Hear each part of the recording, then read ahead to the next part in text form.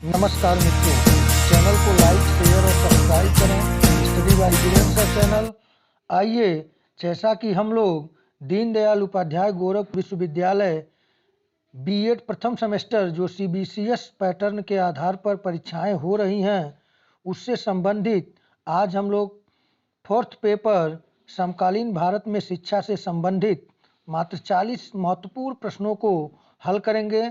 तो आइए, बिना किसी देर के हम लोग प्रारंभ करते हैं। आज का पहला प्रश्न है, वैदिक काल में शिक्षा का माध्यम कौन सी भाषा थी? काल में शिक्षा की माध्यम संस्कृत भाषा थी। दूसरा प्रश्न है, उपनयन संस्कार किस शिक्षा प्रणाली से संबंधित है? तो उपनयन संस्कार वैदिक कालीन शिक्षा प्रणाली से संबंधित है और वैदिक कालीन शिक्षा प्रणाली में दो प्रमुख संस्कार शिक्षा से संबंधित थे।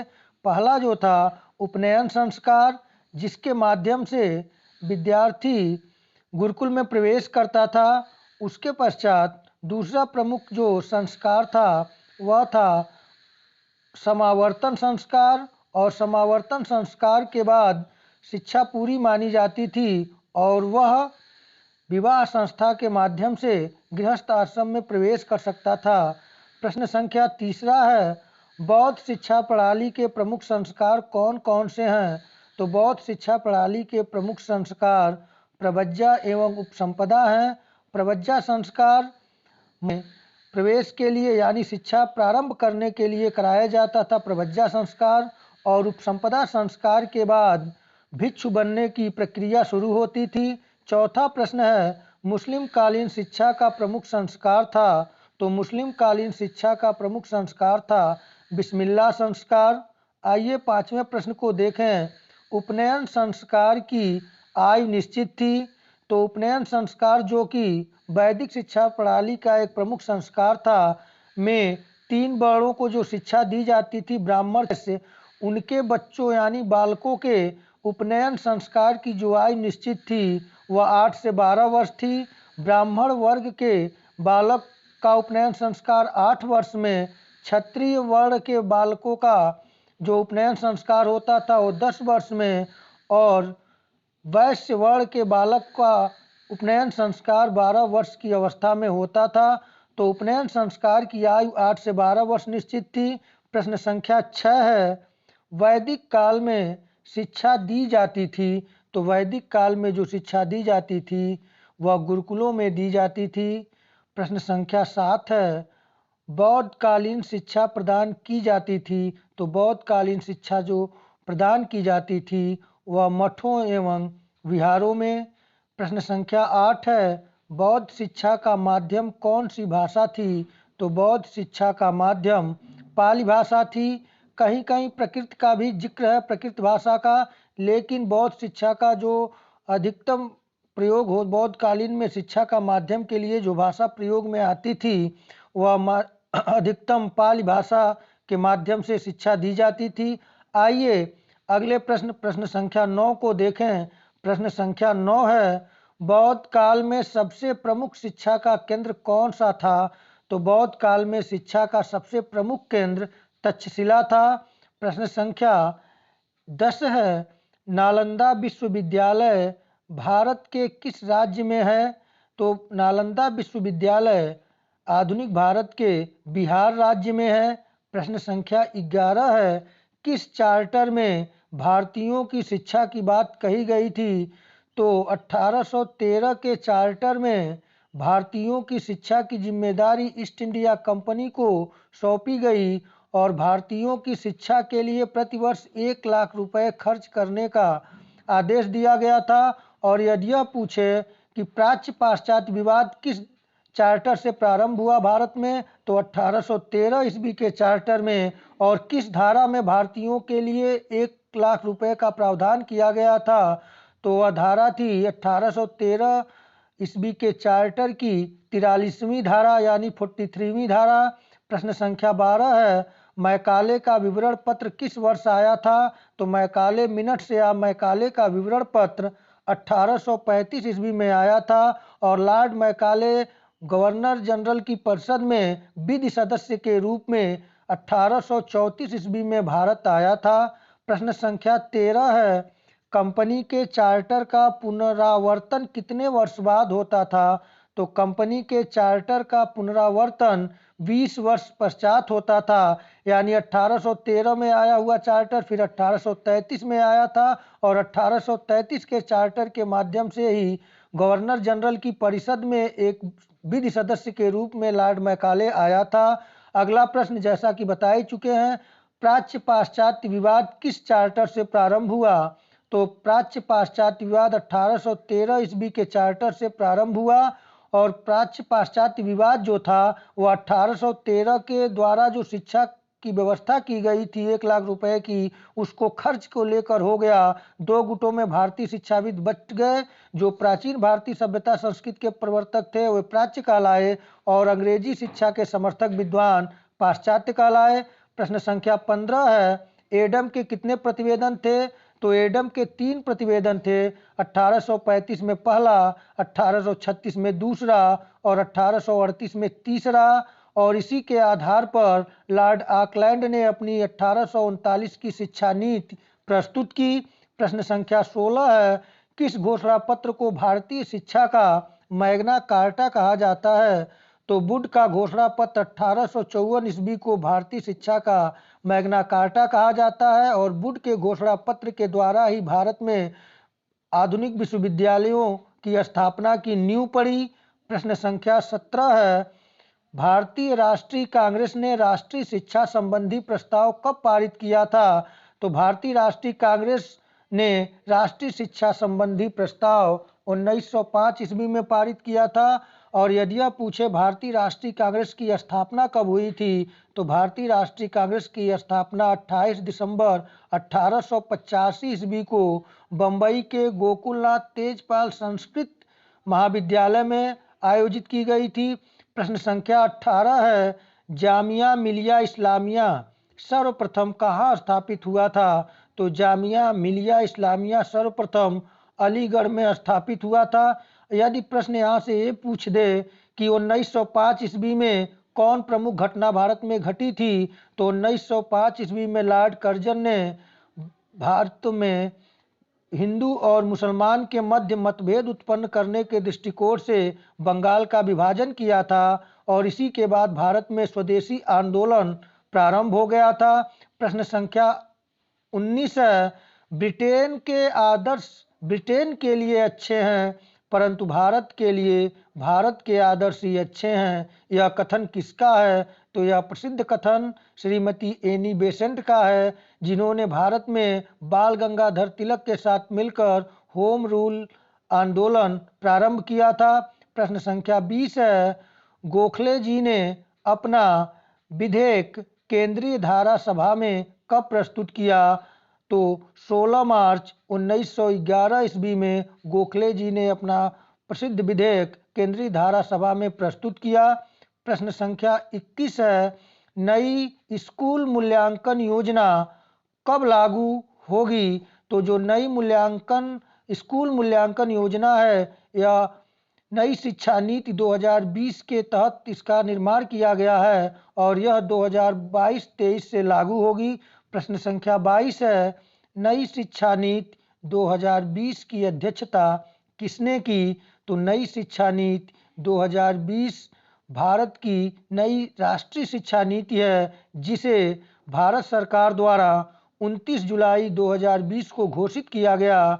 सन 1986 में जारी हुई नई शिक्षा नीति के बाद 34 वर्ष पश्चात भारत में यह नई राष्ट्रीय शिक्षा नीति आई है और इसके अध्यक्ष अंतरिक्ष वैज्ञानिक के कस्तूरी रंगन की अध्यक्षता में हुआ और नई राष्ट्रीय शिक्षा नीति 2020 जो है इसके अंतर्गत भारतीय शिक्षा के आमूलचूल ढांचे में परिवर्तन किया गया है। आपके सिलेबस में नया पाठ्यक्रम जोड़ा गया है, तो आप लोग नई राष्ट्रीय शिक्षा नीति 2020 से संबंधित प्रश्नों को भी तैयार रखें, क्योंकि परीक्षा के दृष्टिकोण से बहुत ही महत्वपूर्ण है। प्रश्न संख्या 23 है, नई शिक्षा नीति में कितने साल बाद बदलाव हुआ? तो नई शिक्षा नीति में 34 साल बाद बदलाव हुआ है।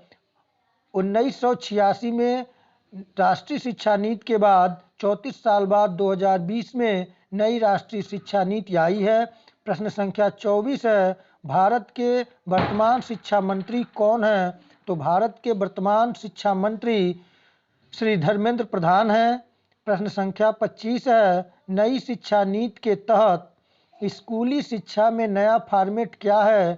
तो जो राष्ट्रीय शिक्षा नीति 1986 के अंतर्गत जो कि कोठारी कमीशन के स्तुति पर 10+2+3 फॉर्मेट अपनाया गया था, उसे राष्ट्रीय शिक्षा नीति 2020 में परिवर्तित कर इसे 5+3+3+4 यानी कि 5+3+3+4 फॉर्मेट में विभाजित कर दिया गया है। तो देख रहे हैं आप लोग कि नई शिक्षा नीति से जहाँ तक मुझे लगा है कि महत्वपूर्ण प्रश्न है उसे आपके समक्ष कराया हूँ। आप लोग नई शिक्षा नीति को एक बार अच्छी तरीके से रिवीजन भी कर लीजिएगा, क्योंकि कहीं न कहीं नई राष्ट्रीय शिक्षा नीति से प्रश्न बनना ही बनना है। तो आइए और प्रश्नों को देखें। उससे पहले आप लोगों से यह निवेदन है कि आप लोग चैनल को लाइक, शेयर और सब्सक्राइब करते रहें, जिससे कि हमारा हौसला अफजाई हो और हम निरंतर आप लोगों के लिए कुछ न कुछ शैक्षिक परिप्रेक्ष्य से संबंधित प्रश्नों को लेकर हाजिर हूँ। आइए प्रश्न संख्या 26 को देखा जाए। प्रश्न संख्या 26 है, वर्धा शिक्षा योजना में शिक्षण का मुख्य आधार था। तो वर्धा शिक्षा योजना में शिक्षण का मुख्य आधार शिल्प था और वर्धा शिक्षा योजना 1937 में आई और यह गांधी जी की बुनियादी शिक्षा योजना थी। इसे वर्धा शिक्षा योजना और बुनियादी शिक्षा योजना और शिल्पगत शिक्षा योजना के नाम से जाना जाता है। प्रश्न संख्या 27 है, भारत में सर्वप्रथम किस राज्य में निःशुल्क एवं अनिवार्य शिक्षा को लागू किया गया था? तो भारत में बड़ौदा राज्य ने सर्वप्रथम निःशुल्क एवं अनिवार्य शिक्षा को लागू किया था। प्रश्न संख्या 28 है, स्वतंत्रता के बाद भारत का प्रथम विश्वविद्यालय आयोग कौन सा था? तो राधाकृष्णन आयोग 1948-49 स्वतंत्र भारत का प्रथम विश्वविद्यालय आयोग था। प्रश्न संख्या 29 है, माध्यमिक शिक्षा आयोग 1952-53 के अध्यक्ष कौन थे? तो माध्यमिक शिक्षा आयोग, जिसे मुदालियर आयोग के नाम से भी जाना जाता है, क्योंकि इसके अध्यक्ष डॉक्टर लक्ष्मण स्वामी मुदालियर थे। इन्हीं के नाम पर इसे मुदालियर आयोग भी कहा जाता है। प्रश्न संख्या 30 है, कोठारी आयोग का गठन कब किया गया था? तो कोठारी आयोग का गठन 1964 ईस्वी में किया गया और आयोग ने अपना प्रतिवेदन 1966 ईस्वी में प्रस्तुत किया। तो कोठारी आयोग का कार्यकाल 1964 से 66 रखा जाता है। प्रश्न संख्या 31 है, नवोदय विद्यालयों की स्थापना किस शिक्षा नीति के अंतर्गत की गई? तो राष्ट्रीय शिक्षा नीति 1986 के अंतर्गत प्राथमिक विद्यालय के क्षेत्र में क्रांति उत्पन्न करने के लिए नवोदय विद्यालयों की स्थापना की गई थी। प्रश्न संख्या 32 है, ऑपरेशन ब्लैक बोर्ड योजना किस शिक्षा से संबंधित थी? तो ऑपरेशन ब्लैक बोर्ड योजना प्राथमिक शिक्षा से संबंधित थी। अगला प्रश्न है, हंटर कमीशन का संबंध किस शिक्षा से था? तो हंटर कमीशन का संबंध प्राथमिक शिक्षा से था, जो 1882 में नियुक्त हुआ था। प्रश्न संख्या 34 है, अरविंद आश्रम की स्थापना कब की गई थी? तो महर्षि अरविंदो द्वारा अरविंद आश्रम की स्थापना 1910 ईस्वी में की गई थी। प्रश्न संख्या 35 है, बंगाल में हिंदू कॉलेज की स्थापना किसने की थी? तो बंगाल में हिंदू कॉलेज की स्थापना राजा राम मोहन राय और डेविड हेयर ने किया था। राजा राम मोहन राय को भारतीय पुनर्जागरण का अग्रदूत भी कहा जाता है।